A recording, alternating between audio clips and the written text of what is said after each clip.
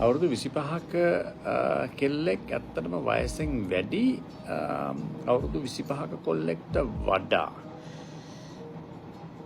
ඒ කිව්වේ අවුරුදු 25ක කෙල්ලෙක් අවුරුදු 25 වෙනකොට එයාගේ ජීවිතේ ගන්න ඕනේ ඔක්කොම අත්දැකීම් ටික බොහෝ දුරට අරගෙන තියෙනවා. විශේෂයෙන් රිලේෂන්ෂිප් එක්ක ගන්න තියෙන අත්දැකීම්. මොකද අවුරුදු 18 ඉඳලා අවුරුදු 25 අවුරුදු 7ක් තියෙනවා.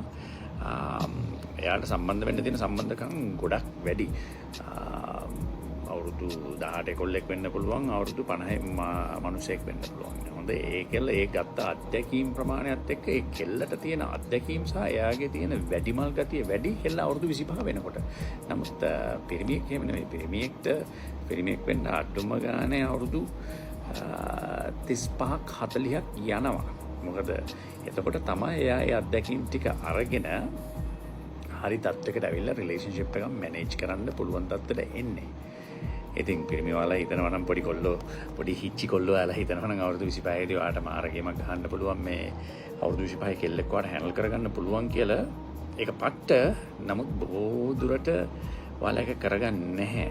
මොකද මට මේකේ එන මැසේජස් සහ කෝල්ස් වලින් ඒක මට තේරෙනවා. so ඔයාලගේ වැලියු එක වැඩි කරගන්න කොල්ලෝ විදියට රයිට්. කෙල්ල පිටිපස්සේ පන්නනවට වඩා තමන්ගේ පිටිපස්සේ පන්නලා ගිහිල්ලා තමන්ගේ වැලියු එක වැඩි කරගන්න.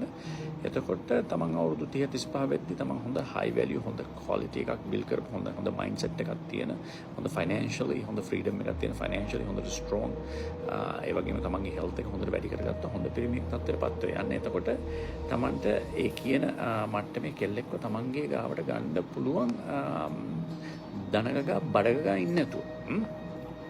ඒක හොඳට ඔළුවේ තියාගන්න.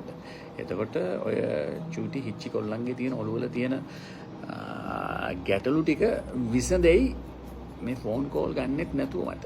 රයිට්?